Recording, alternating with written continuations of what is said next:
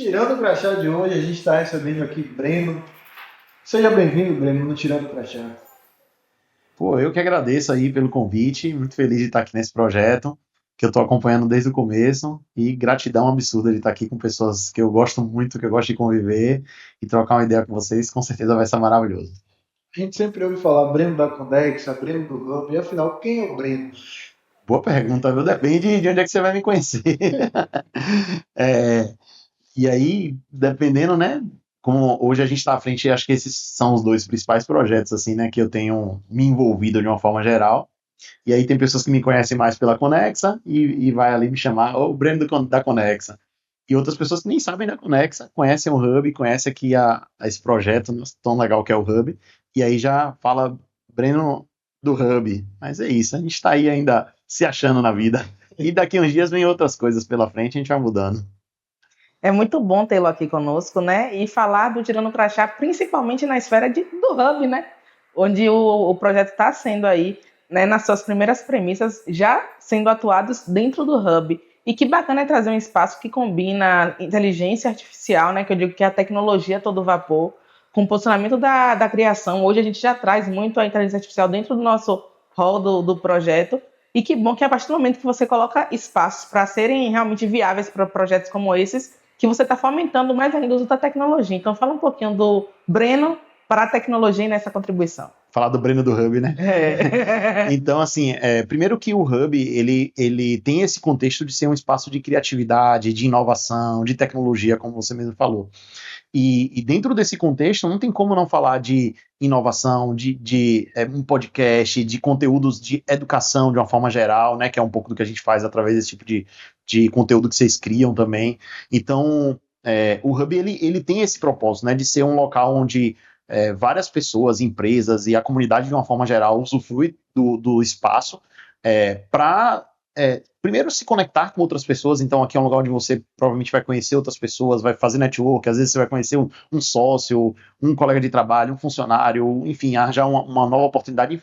São muitas coisas que acontecem aqui no dia a dia, a gente nem consegue tangibilizar tudo isso, mas quando você junta pessoas boas dentro de um ambiente que ele foi desenvolvido para isso, sabe? Ele não tem muita coisa isolada, ele tem ambientes onde você não tem tantas paredes, tem um espaço de copa onde é grande e amplo para que todo mundo esteja ali exatamente tendo essa troca. Então a gente acaba proporcionando e vivenciando essa energia boa e com resultados que estão nesse lugar de inovação, de troca de ideias, de conhecimento, de educação, de criatividade, e viver isso aqui, acho que para outros convidados devem falar assim, se sinta em casa, eu estou em casa aqui, né? Então, assim, estar aqui no Hub para mim é estar em casa, é o local onde, mesmo que eu não fosse um fundador, não fosse uma empresa minha, certamente é o tipo de lugar que eu gostaria de estar no meu dia a dia, fazendo boas conexões, fazendo bons negócios, boas amizades também, então acho que é isso aí.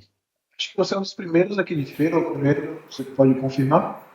Você fala do Hub em Isso. relação ao Hub.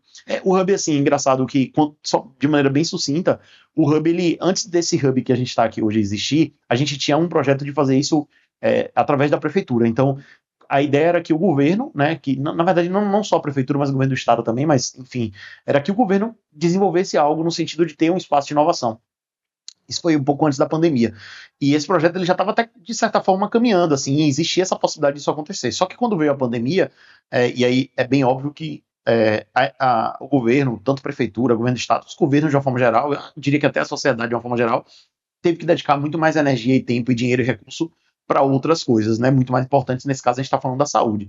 Então, assim, naquele momento esse projeto meio que foi engavetado, vamos dizer assim. E então, assim, ele não começou com o Breno, ele não começou com uma coisa minha ou aqui esse projeto. Ele nasce, antes disso, através de um processo, primeiro de ver em outros lugares coisas parecidas acontecendo, em outras cidades, em outros ecossistemas, como a gente chama, e depois a tentativa de fazer isso através do setor público, que acabou não dando certo, e sim, foi por uma causa justa, vamos dizer assim, né? E aí a gente, dentro de todo esse contexto, surge uma oportunidade de um imóvel, de uma estrutura que já estava pronta, que caía muito bem com o propósito de ser um hub de inovação, e aí sim a gente tem essa iniciativa, em plena pandemia, que é meio loucura, assim, absurda, né? Se você pensar que você vai fazer um espaço para as pessoas trabalharem, no momento que não tem ninguém querendo trabalhar no meio de 2020, assim, não era no meio, era no auge da pandemia, Então foi bem louco assim o processo como um todo, mas hoje eu sem sombra de dúvidas foi bem recompensador também, valeu muito a pena.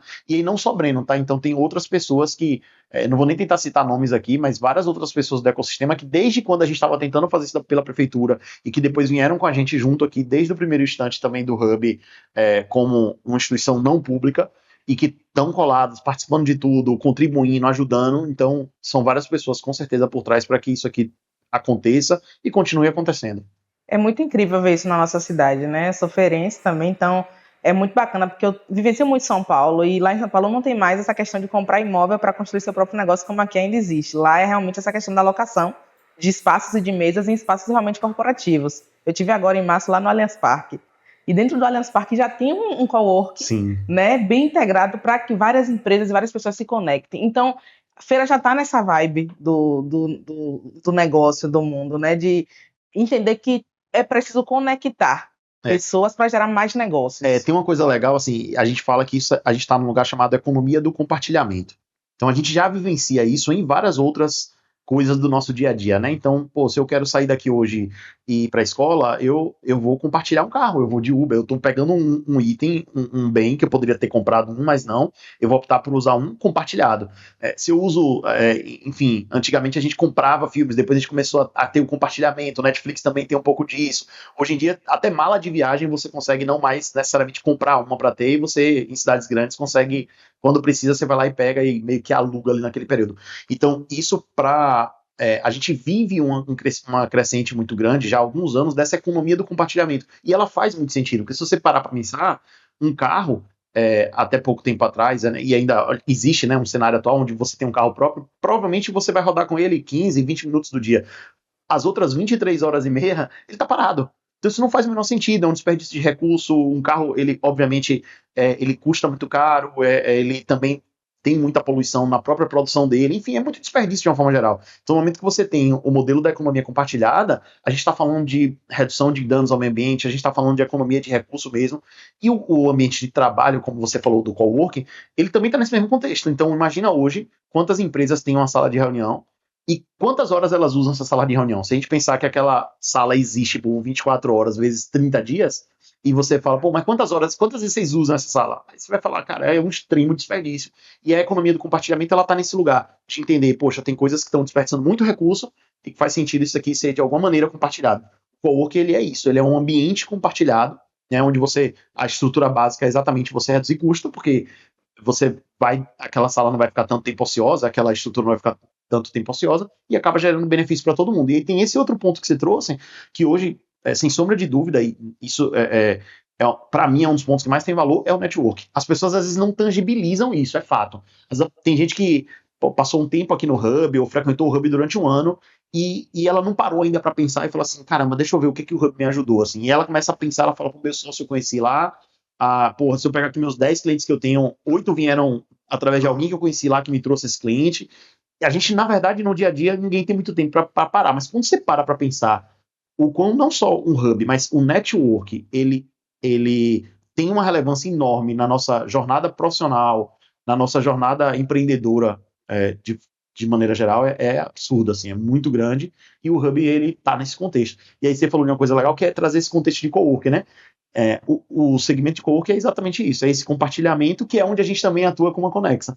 Então, aí falando rapidamente do Brendo Conexa, que é um software que nasce como um software para gestão desse setor. Perfeito. Então, a gente hoje gerencia espaços de coworking, os espaços de coworking usam o nosso software, que é o Conexa, Brasil afora, inclusive o Allianz é cliente da gente, o Palmeiras é cliente da gente, o Corinthians também tem. Então, tem vários estádios hoje que tem um coworking dentro do estádio e que usam aquele espaço que estaria ocioso e ainda de maneira mais eficiente, eu diria. Você tocou no ponto da Conexa. Conta um pouquinho essa história sua com a Conexa, né? Como foi que você decidiu criar? Elas se complementam, né? Até se você entender que a Conexa, o Hub ele vem depois, né? Primeiro vem a Conexa, depois vem o Hub, mas a Conexa, como eu falei, era um software para gestão de espaços compartilhados e o Hub é um espaço compartilhado. Então tem uma sinergia também nesse processo de desenvolvimento do Hub, pelo fato de eu já entender desse setor de compartilhamento, de coworking de uma forma geral. Mas aí, respondendo a sua pergunta, Gilvan, assim, eu, como empreendedor hoje, e participo de vários outros negócios de startup, eu hoje sou investidor de startups também, então isso acaba entendendo muito de de onde é que saem as ideias, né? Que eu acho que muita gente está assistindo e fica, poxa, queria ter uma ideia, queria empreender, queria fazer alguma coisa. E no meu caso, e na maioria dos casos que a gente conversa, essas ideias elas surgem de alguma necessidade, de alguma dor. Ou sua, ou de um terceiro. Então, no meu caso, eu tinha um espaço compartilhado já, que não era aqui o Hub, era um outro espaço, e eu precisava de um software. Então, eu tinha aquela dor de, poxa, como é que eu gerencio isso aqui? Como é que eu vou controlar as reservas da sala? Como é que eu faço para uma pessoa usar de 12 às 13, outro usar de 14 às 15, outro... Como é que eu faço para gerenciar isso? Então, aquela necessidade virou uma oportunidade de desenvolver uma ferramenta que controlasse aquilo. Mas nem sempre essa necessidade ela vem de você mesmo. Então, se você está, por exemplo, frequentando espaços como Hub ou, enfim, espaços onde você tem a network de qualidade, e você está escutando ali, provavelmente alguém vai falar, poxa, eu queria ter algo para me ajudar em tal coisa, pô, eu tenho uma dor aqui na minha vida ou na minha empresa, né? Porque as soluções, elas não são sempre para empresas, né? Podem ser para pessoas.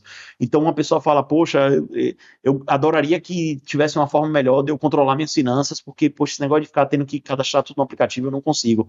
Seria legal se eu pudesse tirar uma foto das coisas e aquilo ali já lançasse no meu controle financeiro. Aí você, poxa, isso é uma oportunidade. Então, assim, a ideia de negócio, de soluções, no geral, elas surgem disso, de alguma dor, de alguém falando alguma coisa, alguém te pedindo alguma coisa, ou sua mesmo, né? Tem esses dois caminhos. No meu caso, foi uma dor própria, assim, eu precisava de um sistema para controlar a minha gestão, fui no mercado procurar para ver se tinha alguma coisa, não encontrei, e ali eu falei, cara, tem uma oportunidade, pode ser que faça sentido desenvolver um sistema para controlar isso aqui. Eu já nasceu com a ideia de ser vendido, não nasceu para fazer para mim e meu, só quero do meu jeitinho, não.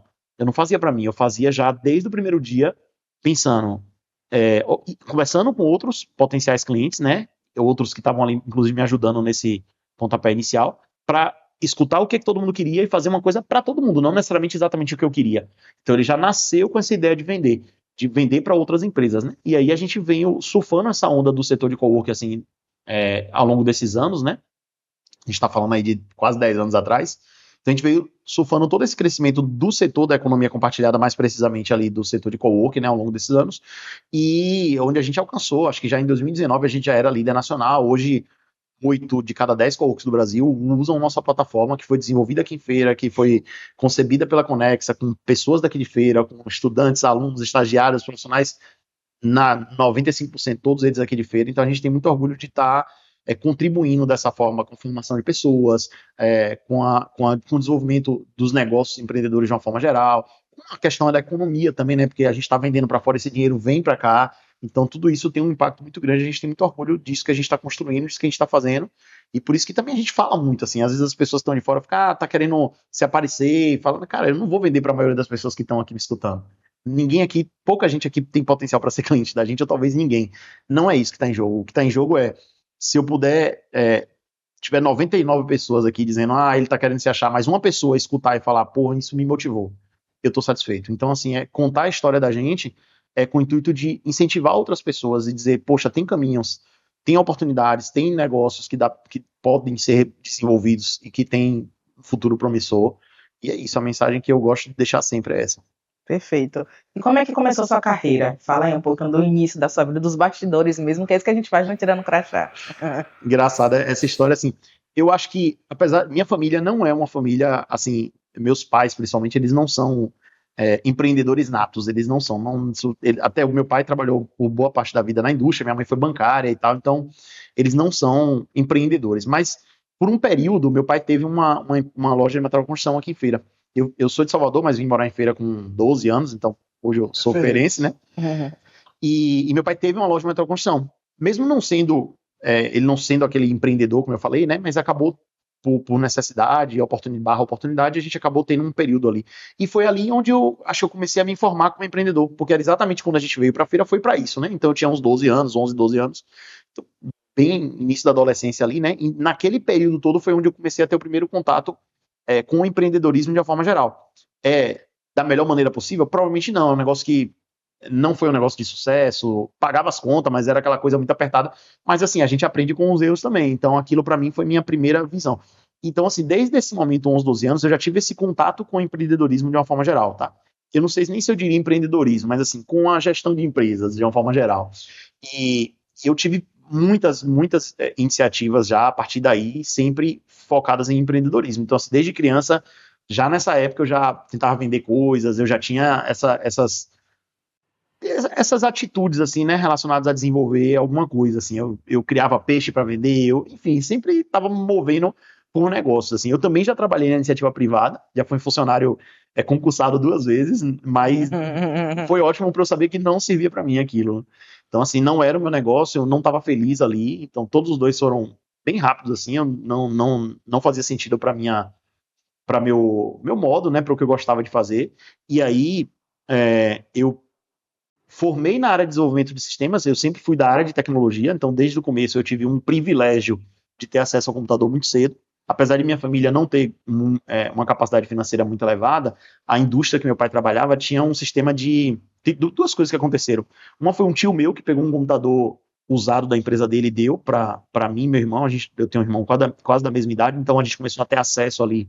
E aí a gente está falando de, sei lá, mais de 20 anos atrás, então eu digo que é um privilégio porque as pessoas não tinham esse tipo de acesso.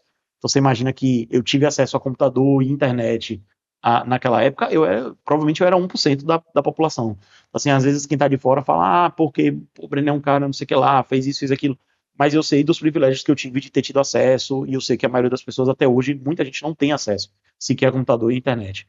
Então, eu tenho essa consciência também, e a partir daí eu já comecei sempre a desenvolver coisas relacionadas à tecnologia, de uma forma geral. Eu formei na área de desenvolvimento de sistemas, e tudo que eu me envolvi de uma forma geral foi na área de tecnologia. Um dos meus principais negócios assim, no começo foi uma empresa de criação de site. E ali dentro de um negócio de criação de site, você acaba se conectando com diversos empreendedores, empreendimentos e negócios diferentes. Então ali eu acho que me formou muito como empreendedor, porque eu tinha cliente que era fábrica de caixão, eu tinha cliente que vendia seguro, eu tinha cliente que vendia, cara, tudo que você puder imaginar de negócio, e aquilo vai me formando de, legal, entendo como funciona, converso com o dono, entendo as dores, e aquilo vai me formando como, me amadurecendo ainda mais como empreendedor, que eu já estava empreendendo, né, mas ainda mais me formando como empreendedor ali dentro dessa jornada, e eu acho que tudo isso veio me moldando. Em vários desses negócios eu acabei me envolvendo como sócio. Então, às vezes a pessoa chegava lá, poxa, Breno, quero fazer um site. Eu lembro de, sei lá, isso que eu vou falar aconteceram mais de 10 vezes, tá? Mas assim, o cara chegou lá e falou, cara, quero fazer um site de divórcio online. Sim, um negócio de divórcio online. O divórcio era um negócio muito complicado para você fazer, tinha desafios assim burocráticos, jurídicos muito, e ele conseguiu um jeito, ele era advogado, ele conseguiu um jeito de fazer um divórcio que ele conseguia fazer para qualquer pessoa, sem precisar a pessoa ir lá no cartório ou no fórum, né, em uma cidadezinha aqui do interior. O juiz lá, ele topava fazer o divórcio, ele estava bem à frente do tempo, isso eu estou falando também de uns 20 anos atrás, 15, 20 anos atrás, então esse juiz lá do interior topava fazer o divórcio online, sem precisar nem o marido nem a esposa ir lá pessoalmente. Tinha alguns critérios, assim, você não podia ter filho, não tinha que ter bens para dividir, mas aí rolava esse tal desse divórcio online, a gente criou o primeiro portal do Brasil de divórcio online. Então, e eu virei sócio. Então, assim, o cara não tem dinheiro para pagar, mas peraí, então bora fazer um acordo aqui, eu viro sócio. Então, nesse negócio de fazer um acordo e virar sócio, eu devo ter desenvolvido aí, participado de uns 10 a 20 projetos diferentes, de coisas aleatórias, isso tudo vem me moldando ao longo desses anos, para aí sim, quando mais recentemente a gente vem para a iniciativa da Conexa, já bem mais maduro, já com mais de 10 anos trabalhando de uma maneira como negócio de uma forma geral, e eu acho que isso também contribui para a gente conseguir construir a jornada da Conexa e chegar onde a gente está chegando. Perfeito. Isso é bacana, porque de fato todos os cenários que você vivenciou mudam muito o que você vivencia hoje. Mas para além disso, quais são os próximos projetos que você entende para além da Conexa? Legal. Hoje eu tenho eu diria que uma motivação muito grande em incentivar e contribuir para que outros negócios semelhantes à Conexa continuem surgindo. Óbvio que a gente ainda vê um potencial enorme, absurdo na Conexa. Hoje a gente não é mais um software só para cowork, hoje a gente atende empresas de diversos outros setores da recorrência de uma forma geral. Então hoje o nosso foco são empresas de serviço recorrente. Então isso tem feito a gente crescer em uma velocidade muito maior. Então assim, apesar de a gente já ser uma empresa grande, a gente nos últimos 2 anos provavelmente cresceu, triplicou, quadriplicou a velocidade de crescimento da Conexa, no momento que a gente não é mais um software só de cowork, vai para um setor muito maior, que hoje a gente atende empresas de serviço recorrente de uma forma geral. Aí os principais setores que a gente atende hoje são empresas de contabilidade, empresas de agências de marketing, enfim, tem vários outros setores. Então a gente vê esse potencial muito grande na Conexa e é um dos maiores impactos que eu consigo causar na sociedade que eu vivencio, assim. Então, como eu já falei, formar pessoas, contribuir com a formação delas, desenvolver pessoas, contribuir com a economia local, trazer dinheiro de fora para cá, tudo isso eu sei que tem um impacto muito grande e talvez esse seja um dos principais papéis meu como empreendedor, como pessoa na sociedade que a gente vive. Mas, além disso, eu já consigo atuar hoje como investidor em outras startups. Então, o Hub ele tem esse propósito, né, de conectar essas startups, de conhecer esses projetos, de conhecer talentos, e aí, às vezes aparece alguma oportunidade, às vezes aparece alguém que está desenvolvendo um negócio novo, e aí imagina que eu entro com experiência e com dinheiro para ajudar aquele negócio a dar certo. Então, assim, é fazer o que a gente fez na Conex e fomentar para que isso aconteça ainda mais em outras empresas e que a gente consiga ter em feira cada vez mais empresas da área de tecnologia. Se você olhar hoje aquela lista lá da Forbes dos 10 pessoas mais ricas do mundo, você vai ver que é tecnologia, cara. Assim, é o negócio que mais gera dinheiro hoje. É absurdo o volume financeiro que essas empresas geram. Se você imaginar que só uma empresa como a Apple vale mais do que todas as empresas da Bolsa de Valores do Brasil juntas, incluindo Petrobras, Vale, etc. Então, assim, a área de tecnologia, e eu vejo isso no meu dia a dia, é uma área extremamente promissora. E, infelizmente, numa cidade como a nossa, interior do Nordeste, ainda é muito pouco desenvolvida no Brasil, de uma forma geral, né? Ainda é muito pouco desenvolvido nessa frente, e eu não tenho dúvida que tem muita oportunidade passando, batida, assim. Então, um dos meus papéis é esse, é o que me motiva, o que eu vejo daqui para frente é continuar contribuindo para que a gente consiga ver cada vez mais empresas de tecnologia, envolvendo inteligência artificial, empresas de inovação de uma forma geral, sendo criadas e gerando riqueza para a nossa sociedade. Eu acho que é isso. Aqui em Feira você ainda vê esse cenário um pouco retraído ou você percebe que já vem desenvolvendo mais? Muito, desenvolvendo muito, Gilba, muito. Então, assim, hoje a gente tem diversas ações já acontecendo. Não vou nem conseguir citar todas aqui, porque são muitas, assim. Então, hoje, um empreendedor, diferente da época que eu comecei há 10 anos atrás, quando pelo menos eu não sabia, nem conhecia a palavra startup, né? Mas hoje em dia tem muitas possibilidades. Então você tem programas de aceleração de startup gratuito, o governo ele tem recursos subsidiados para você ter acesso a recurso financeiro, você tem os investidores anjos, você tem espaços como o Hub, espaços de inovação. Então, assim, o leque de opções que tem hoje para contribuir, e elas estão acontecendo aqui em Feira, ainda é muito pouco. Quando você vai para cidades mais desenvolvidas, principalmente no Sul e no Sudeste, você fica, assim, você volta de lá às vezes até triste, assim, no sentido de, meu Deus, a gente está anos-luz atrás. Mas, ainda assim, a gente tem que olhar para as vitórias também. Comparado ao que a gente tinha no passado, Feira de Santana tem evoluído muito em relação a essas frentes. Perfeito.